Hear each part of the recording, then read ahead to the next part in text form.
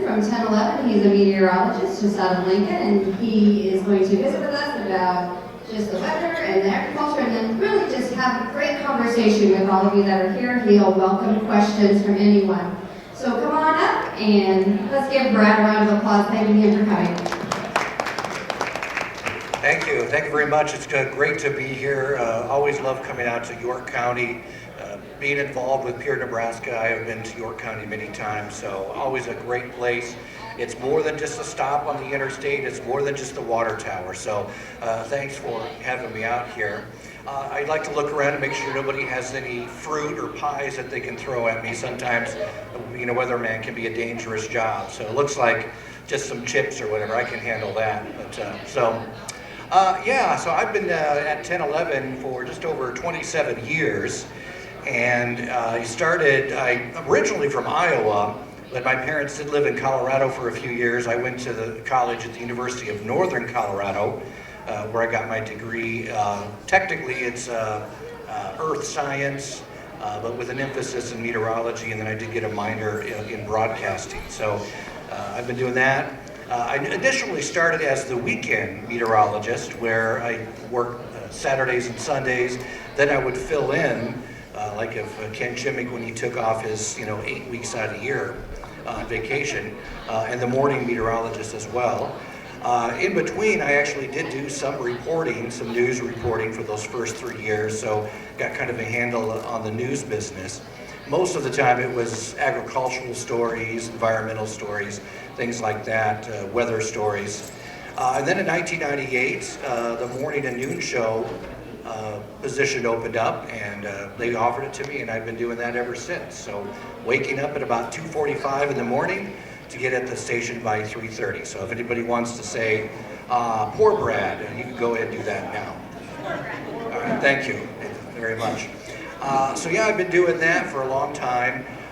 In 2012, John Vandervoort came up with an idea called Pure Nebraska, and I've been involved with that since then. Initially, it was just a weekly program where we went out and gathered stories, and then we put it together, and it was just kind of a weekly story. It ran on Tuesday nights and then on Sundays. And then in 2015, they decided to make it a daily show, and I'm primarily doing weather for that. So that's how long I've been involved with Pure Nebraska, which has been fantastic.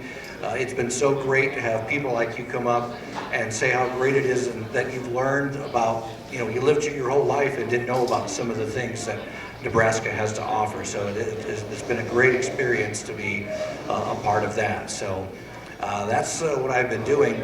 I never grew up on a farm. I've always been, I guess initially in Iowa, from the Storm Lake, Iowa area. Alta, Iowa is where I lived. That's in northwestern sections of the state. And I never lived on a farm. My parents were music teachers, my dad the band director, but my grandparents were farmers, and they were just south of Storm Lake. And so I spent a lot of time on the farm with my grandparents. I do have memories of feeding chickens and feeding the hogs and things like that. So even though I wasn't a daily part of it, I have a lot of memories. I think what kind of inspired me to enjoy weather and meteorology was probably my grandparents. They always would be watching the weather, at that time, you had 6 o'clock, you had noon, 6 o'clock, 10 o'clock shows.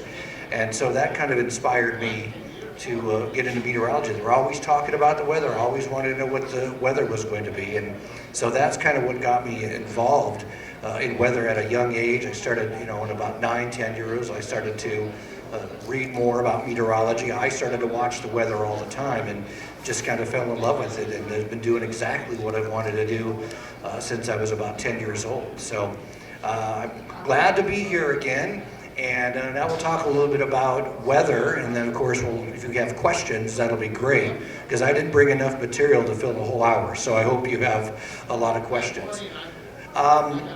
I know a lot of people, obviously drought conditions is the main concern for a lot of folks. We started that last year. Some areas even started before that. And so we have these drought conditions going on. And how long is it going to last? Is there an end in sight? Other parts of the state are worse than others.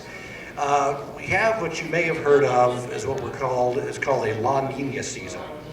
And you've probably heard of El Nino more than La Nina, but La Nina is actually just the opposite of El Nino.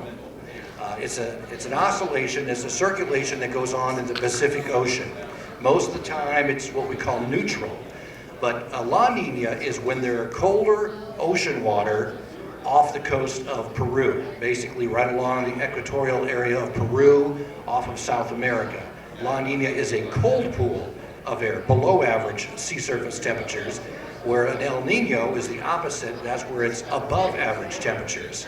And this phenomenon can basically disrupt weather patterns, or I don't know if disrupt is the right word, just give us different weather conditions. It's actually a signal that sometimes meteorologists can actually track and kind of give us an idea of what things may be like in the future.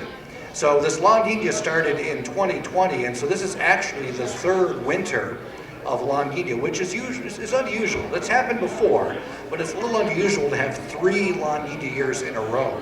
Usually it's 1 or maybe 2, but this is the third year. And I was looking back at some other droughts in Nebraska over the years, and a lot of the droughts do correspond with some La Nina years. Now, I'm not saying that every drought we've had goes along with that there's a La Nina. There's a lot of other factors that can give us drought conditions, but I have noticed that there are drier years around the La Nina winters. So I made a little list here. I just wanted to kind of give you an indication. So we know what's going on right now. The drought started in 2020. Not sure when that's going to end. Now, the last time we had a La Nina was between 2010 and 2012. So you guys remember that. 2012 was very dry. Now, it was kind of the drought kind of started at the end of that La Nina cycle. So whether it was exactly related to La Nina, maybe it was just a lag effect that we had the severe drought. It's actually what we call a flash drought, a term that I think has been used by climatologists and meteorologists over the last several years. Flash drought just means that a drought that comes really fast, where it's like you're fine, and then all of a sudden it just stops raining. Sometimes droughts, they ease into it. It can take months for a long time before you start to see the impacts of the drought. But that was a flash drought. It happened very fast by a very hot summer, 2012, and again, that continued into started to ease a little bit in 2013. So that was the last La Nina that had a drought in this area. Then going back to another La Nina, 1998 to 2002, there was a lot of drought across the state, especially in the summer of 2000 and 2002. There was extreme to exceptional drought across much of the state. So that was a very dry period. Another La Nina year was 1995-96. That one started off, 95 actually started off wet, but then it dried out very fast and kind of lingered into early 1996. That was kind of a short drought, but there was a dry period. Then there was the big drought of 1988-1989, where a lot of the plains, including Nebraska, the northern plains, the Midwest, had a severe drought in 88.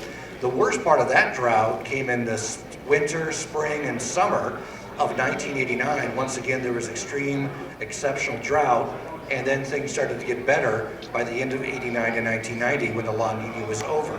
So that was 88 and 89. Now, sometimes there were some weaker La Ninas mixed in some of these years, and they really didn't cause much of a disruption. We're going to go way back now. There were some La Ninas in the 70s.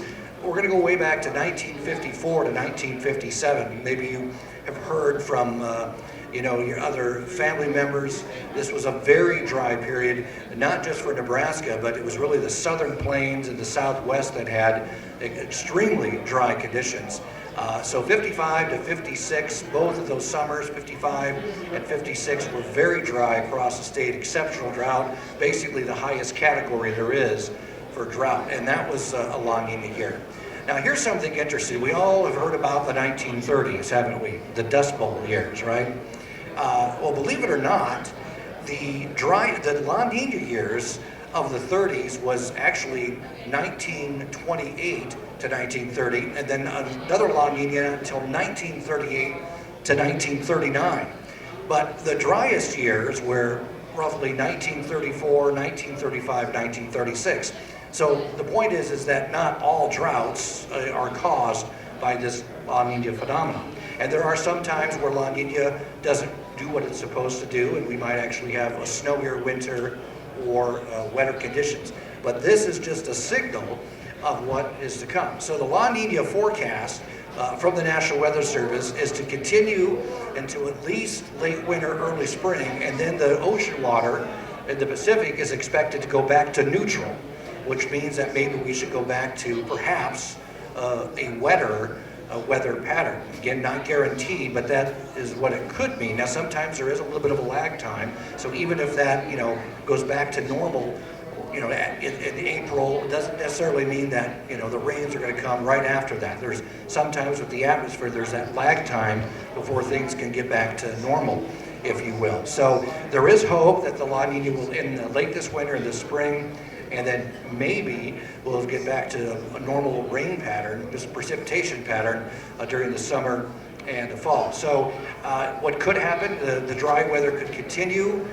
We've had some relief recently, especially in northern and northwest Nebraska, where they've had a lot of snow. There have been some improvements there. Next week is looking a little more active, where all of us could see at least a chance for some rain or snow. A couple of systems we're watching, but these are only short-term things, so we need that longer pattern. We don't really want everything at once, do we? We don't want California, where they've been dry, now all of a sudden they've had 15 to 30 inches of rain. We don't want anything like that. So we just want to try to get back to a normal weather pattern where we get the timely rains that we're used to from time to time. So that's kind of the forecast. It should end, and hopefully things will get better. It may still end up being a dry spring, early dry summer, but hopefully we'll get a little bit of moisture just to get us by. So that's just kind of what the outlook is for this upcoming year as far as the dry conditions. Any questions about that or anything else? I answered them all. I'm not that good.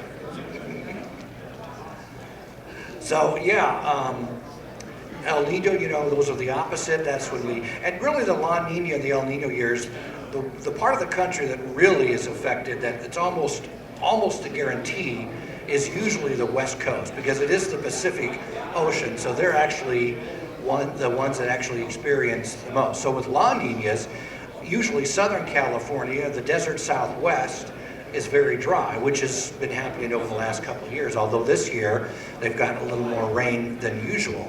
And then it's the Pacific Northwest during the La Nina year in the northern mountains that will get a lot of rain and a lot of snow. And that's been happening. So that's kind of the signal that we've been looking at.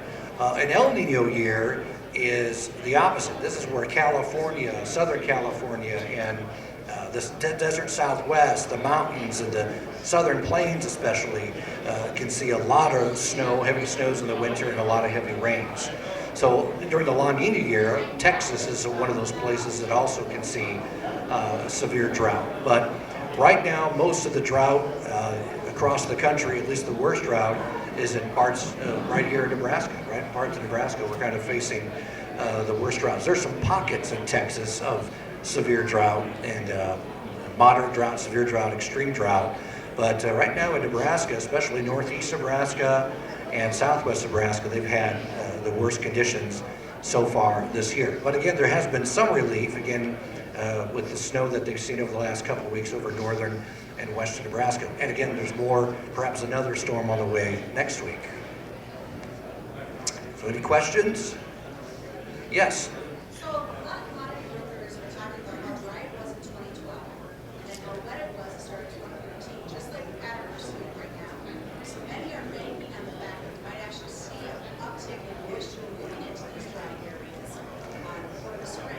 Yeah, if you didn't hear all that, she was saying that a lot of people are planning on that it might end up being a wetter year, or at least returning to normal, because of the way the 2012 pattern worked out, how it was dry, and then the rains, precipitation came back in 2013. That certainly could happen, especially with the forecast that La Nina is going to come to an end. So again, there could be at least a changeover back to a normal weather pattern. But as I mentioned before, not all droughts are caused by La Nina. There are other factors that we don't even understand yet, why some places dry out without a clear climate signal. of why there's a drought, like the 1930s, why it was so dry in those years, but there were no La Nina years. So there's always an exception. La Nina patterns, El Nino patterns are just give us an idea, or what we call that climate signal, to indicate what kind of winter we have. So yes, I think it could happen now, but in the world of weather, I can't promise you anything. But I'm hopeful that as La Nina comes, we'll at least start getting more of the beneficial rains and the timely rains, for especially, when you put the seed into the ground and start to planting the crops. That's, I know, is a critical part. You don't want to have the dry ground at that time. So hopefully things will get better in the spring. And like I said, at least recently, we've had a little bit of an easement, but certainly that we're not out of the drought yet. Any other questions? How much better are we at forecasting the weather now than when you started 27 years ago? And how has that changed in your time? Yeah, he asked how much better is forecasting now than it was when I started 27 years ago, how it's changed. The basic answer is, first of all, computer power. I mean, that is what really helps forecasts get better. The stronger the computers, the higher capacity computers can handle a lot more data, and you get a lot more information. And so the computer weather patterns and the programs and the forecast models come out more accurately. Now, there's a lot of forecast models that we use. You may have heard us discuss that from time to time. And it's kind of our job to see which one is going to be the most accurate with a particular storm system. So we look at a little bit of history with that model. Sometimes that model might have produced too much snow, and we know that it's not going to snow 25 inches in York because most of the other models are saying lower than that. So again, to answer your question, especially when it comes to severe weather with Doppler radar, that really started to take shape in the 90s.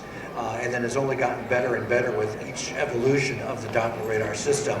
That makes tracking severe weather. I mean, basically when I started, we could get the tornado signature, the spin of the storm, the mesocyclone, but it was really still kind of hard to tell where the hail was or where the heaviest rain was.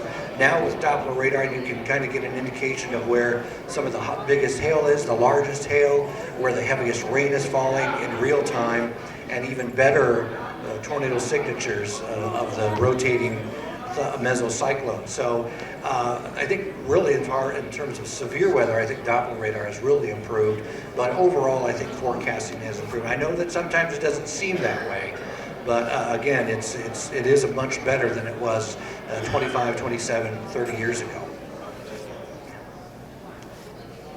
Yeah.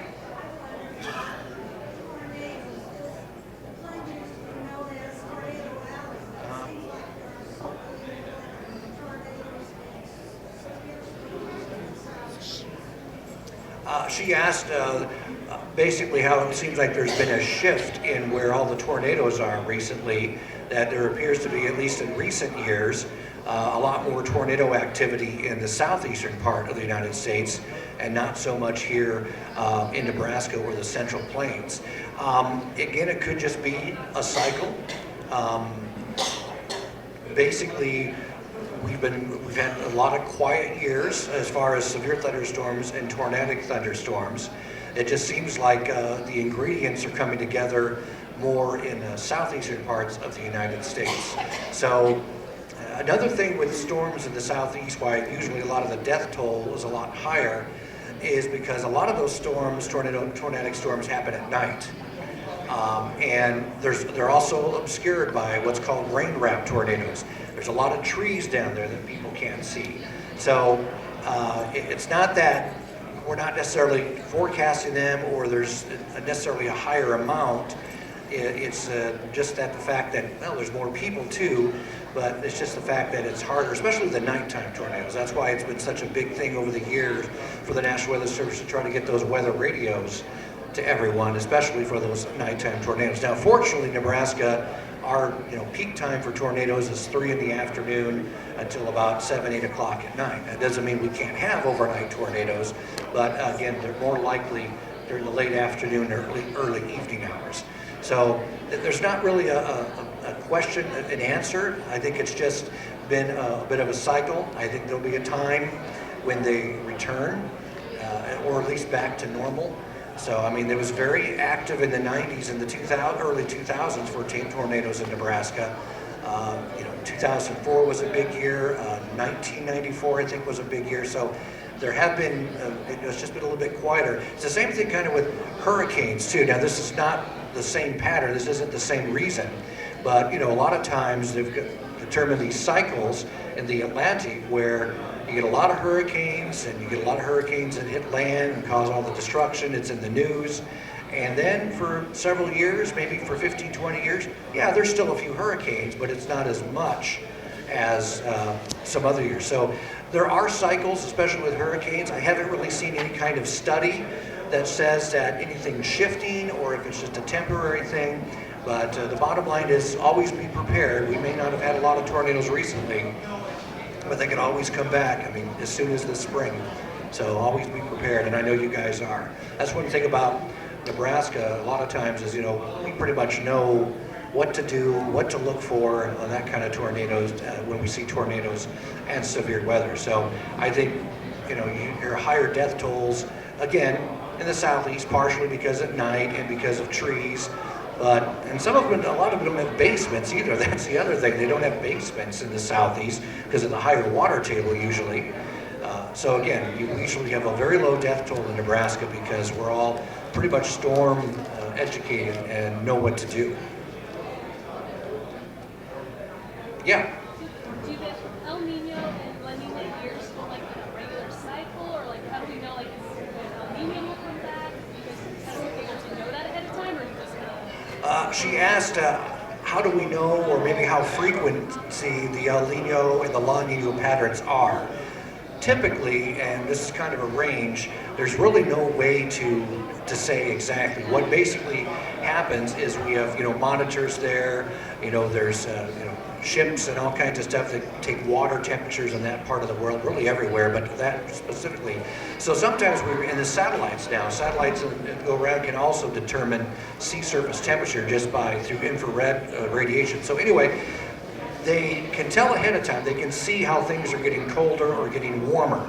So ahead of time, they'll sit there and say, well, it looks like it's starting to warm up there. It's a little bit above average. It looks like we could have an El Nino winter. So it's not like clockwork. We can't sit there and say that the El Nino is going to be every 5 years. It's an El Nino year. On average, the El Nino years are every 2 to 7 years. So usually sometime in the 7-year period, there's going to be an El Nino. And the same thing with La Nina. It's usually every 2 to 7 years. Sometimes there's a double El Nino where you have 2 winters and springs that are El Nino years. And like we've seen, a little bit more rare is the 3rd year of La Nina. So again, it's not like clockwork, but by taking ocean temperatures, ocean surface temperatures, we get an idea at least ahead of time what the winter will be going into the spring. And right now, it looks like it's going back to neutral, from cold to neutral, but that doesn't mean it won't swing all the way to, there's been several years where we've had a La Nina, and the next year goes into an El Nino, and vice versa, El Nino to La Nina. So there's some years where you have, both features before it gets back to normal. So it can swing both ways in a short period of time, or sometimes it might go 2, 3, 4, 5 years without anything. So, but again, on average, these events happen every 2 to 7 years. And their strength is variable as well.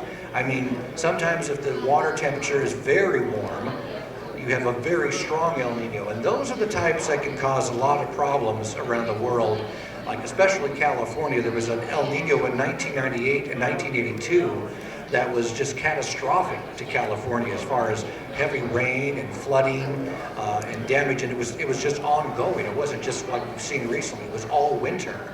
And then other parts of the world during this El Nino, like Australia, had some of the worst droughts they've ever had in 82 and 98. Those were like the top El Ninos, the warmest. So sometimes they're only just weak El Ninos, and they might not have much of an impact on the weather pattern. But when you get the strong El Nino, it certainly will impact not just the West Coast, but it trickles our way. That's the other thing. The Central Plains can be so influenced by other parameters and weather that sometimes it doesn't follow the rules. So we say an El Nino's coming, that usually means the winter should be a little bit milder. If we do have an El Nino, I'm not saying there's an El Nino coming this year, but if we were, we could say, oh well, this winter is going to be a little bit milder and maybe a little bit wetter, especially for southern Nebraska. Sometimes it doesn't always happen. I remember 2009, 2010, we had an El Nino year, and we did have a lot of snow in Lincoln. It wasn't so much, I think York had a lot of snow, but what was weird about it is that Lincoln stayed cold. We were actually had below average temperatures for the winter when we were supposed to have above average. So the snow that we had stayed on the ground for a good part of the winter. So it doesn't always follow the rules, it just kind of gives us an idea of what kind of winter and spring we may have. Any other questions? Yes?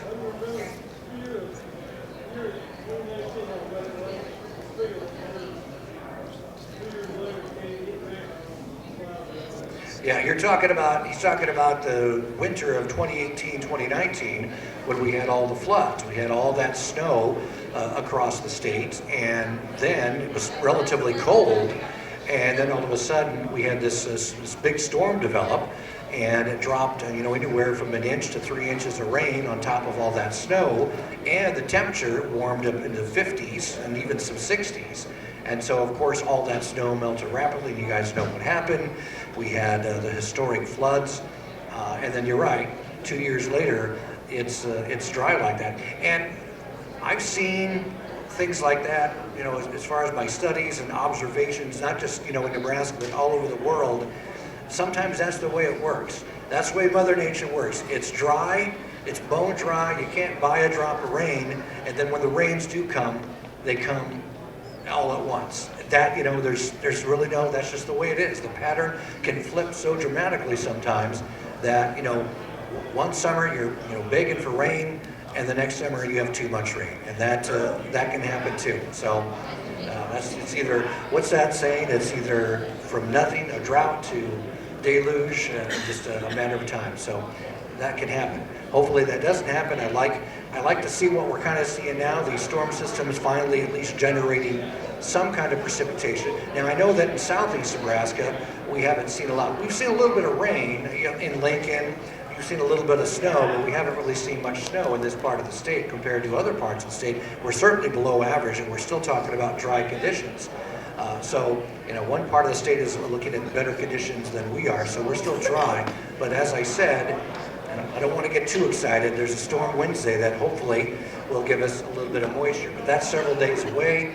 And I've been fooled before when the models say, hey, it looks like a good system with rain and snow, a nice drenching rain, and then it doesn't happen. So that's another thing with forecast models that we, as meteorologists, we really don't like to talk about things much more than 4 or 5 days away, especially if it looks like it's going to be a big storm. I don't know how many times I've seen a long-range forecast model, 10 days out, show that Nebraska is going to get clobbered with a blizzard with 15 to 25 inches of snow, and you want to go on and say, hey, next week, 10 days from now, something big is coming, because about 80% of the time, it's not going to happen. So what we see sometimes, we're never going to tell you, because we know that more than likely it's not going to happen. So and especially we have two long-range models. It's called the GFS and then the European model that we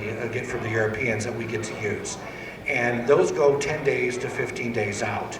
So that when we start seeing those long-range models, if they actually start to maybe kind of agree, if they both start to show that there might be a rain event or a snow event 5 or 6 days out, then we have a little more confidence that say, hey, there might be something coming our way next week that could give us a lot of moisture, or whatever it is, whether it could be hot weather too, So that's the kind of thing we look for. But so many times there's one model that has extreme this way and the other model extreme another way. In fact, yesterday the GFS for the storm this next week had most of the heavy snow over the Panhandle up into, again, Cherry County in Valentine area. And then the other one, the European, had most of the heavy snow in southeast Nebraska. I mean, talk about two models, same time period, the heaviest snow in two different places. So now you guys can feel sorry for me a little bit more, right? When I'm, right? Well, maybe not. But anyway, that's what happens. Now today, I looked at both of them. They're a little more in agreement. I'm still talking about most of the heaviest snow in northern Nebraska, but maybe more of a rain event for south central, southeast Nebraska. And that's when you have to start fine tuning. Where is the freezing line? When is the warm, cold air going to make it in? You know, as far as the when the snow, when the rain changes over to snow. So there's a lot of these little things. Then we have the medium range models, and that's when we start going to 72 to 84. We start getting more information, and then we start to generate a forecast for 2 or 3 days out. So we showed you the 7-day forecast, the 10-day forecast to at least give you an idea, especially with temperatures, what it could be like. Temperatures are a lot easier to forecast long-term, at least a range of temperatures long-term, than it is in any kind of precipitation event, because there's just so many variables when it comes to precipitation. But a lot of times, with at least temperature, we can tell you that maybe 10 days from now, it looks like Arctic air may be moving our way, because the models can see that. We can also even see the cold air building over Siberia or the northern parts of Canada. So a lot of times with the 7-day forecast, 10-day forecast, it's really more about the temperatures than the precipitation, because the precipitation is so variable.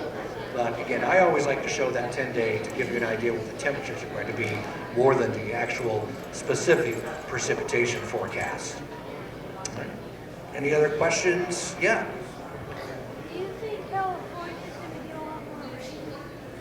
He asked, is California going to get a lot more rain? And that's a very interesting question, because what happened last year at this time, roughly about this time, is they also had a period with a lot of heavy rain. There was maybe not quite as bad as this year, but they had a lot of heavy rain. There was some flooding, and then after January, it just stopped. And see, the rainy season for California, Los Angeles, San Francisco, the rainy season is basically from November through April. That's where they get all the rain, and that's where they get all the snow, because it's normally supposed to be dry. When they talk about dry California in the summer and the fall, it really is supposed to be dry. I mean, it is their dry season. It's a Mediterranean climate, which means wet in the winter and dry in the summer. So it's not unusual to be dry in the summer. That's why it's so important that they get the rain and the snow during the winter to fill the reservoirs. So to answer your question, last year they had a lot of rain at the end of December and January, and then it stopped. It didn't rain hardly at all in February, March, and April. So yeah, they got a lot of rain, but then it stopped. So will it happen this year? It's the same kind of a pattern. La Nina last year, La Nina this year. So we really don't know. We'll have to wait and see, and maybe it dries out again. Hopefully it won't. I mean, hopefully they don't continue to see the kind of rain that they've been looking at, but hopefully it doesn't dry out and it rains and snows until at least April, and then they won't have to worry about the drought conditions. That's the other thing about California that's weird. You know, they talk about wildfires and how bad that is. I mean, it is bad. I'm not saying that it's not, but wildfires have been part of California's history for as long as there's been humans. Now, I know these days humans can start the fires, but natural fires in California happen every year. And a lot of times what happens is in winter, they get all the rain, and then they get all this nice growth, and then during the dry season, it all dries out. And then you know what happens? You get somebody who's careless, or you get a lightning strike, and then you have wildfires. So I think you'll always hear about wildfires in California almost every year, because that's just part of the cycle. Any other questions? Do you know if they're talking like a more mild storm season this year, or is it an average? She was asking about the storm season this year, if it's going to be average or below average like we've seen the last couple of years. Now, again, typically when I talk about La Nina, they've often in past years have equated La Nina years and springs to a stormy weather pattern, to more severe weather in the spring and early summer. And that has happened in the past with La Nina, because we have what's called this northwesterly flow. These cold fronts come in, and the warm air, moist air out ahead of it, and everything kind of meets right in Nebraska in the plains. So to answer your question is, in theory, yes, with a La Nina pattern, we're typically supposed to see a little more active storm season.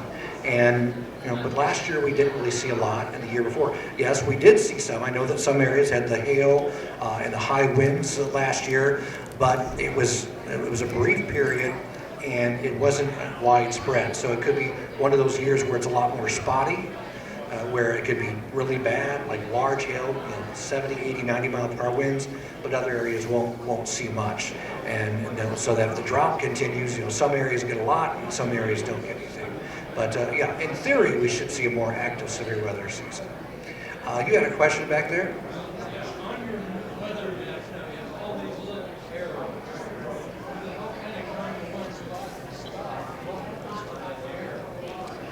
Are you talking about like the wind streamlines? Okay, yes. He's talking about on our weather map, the wind streamlines. That just kind of gives us an indication of the surface flow. And I think a lot of times what's happening is what's happening, there's an area of low pressure. So a lot of times you'll have the wind out ahead of it, and then you'll see it kind of curve around, and then it just kind of stops. Because right under a low pressure system, there really isn't a lot of wind. It's usually around that low pressure that there is more wind. So a lot of times you're kind of seeing that convergence of wind with a low pressure system. So that's why it looks like sometimes it's disappearing. See, the map that I think you're thinking of, I don't put the L on there for low pressure, and I don't put the H on there for high pressure. I just show you the clouds and the precipitation and the wind lines. So it looks like they're kind of disappearing, but they're actually kind of going into a low pressure system.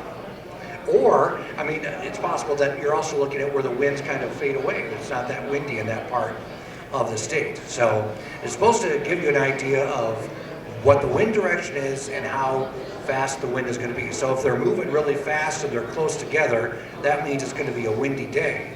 But then if they're kind of light and scattered and you don't see very much, or they're kind of all over the place, that's more of a variable wind or a changing wind throughout the day. Does that answer it? Okay. Anything else? Yeah. Do you think we're getting more wind every year?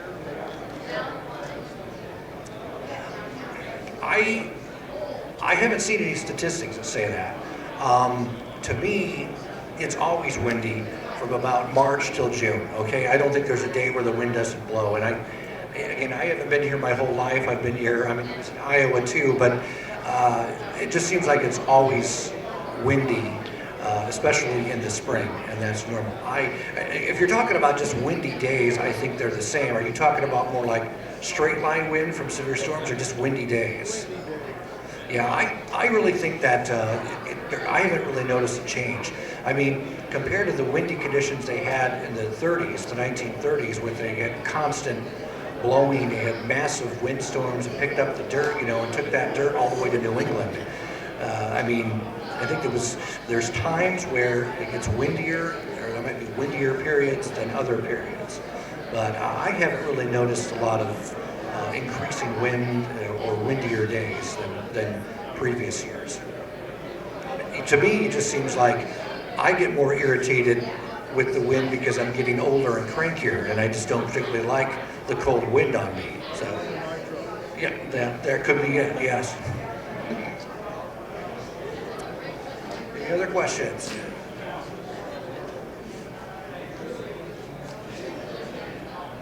So yeah, it's going to be interesting to watch the system this upcoming week. I don't think it's going to be any kind of a major event. Maybe northern Nebraska could hit again with several inches of snow, but right now we'll just have to wait and see. It'd be nice to see the rain.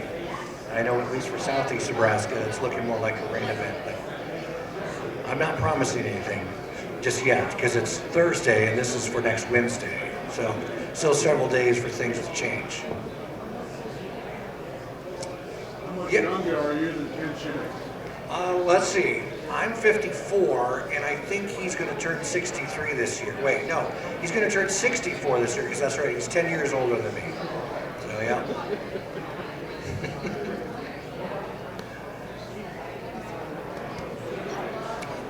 Wrapping it up. All right. Well, if there are no questions, thank you for having those good questions for me. Thanks for sticking around. I appreciate that. Happy planting this year. Hope everything goes great. Hoping for good rains. plentiful rains, no severe weather. Wouldn't it be great just to have a perfect year? No hail, just the right rain. What is it? I'm always told like what, an inch of rain a week would be fine. Is that right? But not so much during when you're doing haying, right? You don't want the rain when you're picking up the hay and stuff, the straw, right? All right. Well, thank you very much.